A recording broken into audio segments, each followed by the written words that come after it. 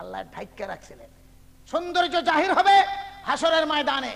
হুজুর সাল্লাল্লাহু আলাইহি ওয়াসাল্লাম হাসরের ময়দানে বেহেশতে দেখা যাবে যে হুজুর থেকে কোনো সুন্দর লোক নাই বেহেশতের মধ্যেও। হযরত ইউসুফ আলাইহিস সালাতু ওয়াস সালাম যত সুন্দর হন, কিন্তু আমাদের প্রিয় নবীর সামনে 1 কোটি ভাগের 1 ভাগ। এই সৌন্দর্যটা সেই দিন দেখবেন।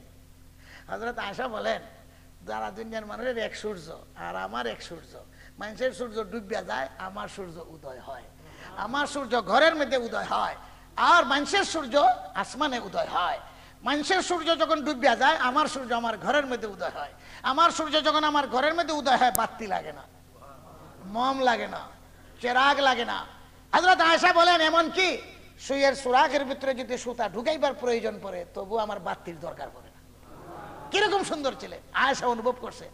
আয়েশার জন্য আল্লাহ খুলে দিছেন, যেহেতু আয়েশার স্বামী, আয়েশার নবী, আয়েশার ফিতনাত করবেন না, কাজী হযরত আয়েশা অনুধাবন করছেন, কাল কিয়ামতের দিন আপনারা ওই রকম সৌন্দর্য অনুভব করবেন মুহাম্মদুর রাসূলুল্লাহ সাল্লাল্লাহু আলাইহি ওয়াসাল্লাম।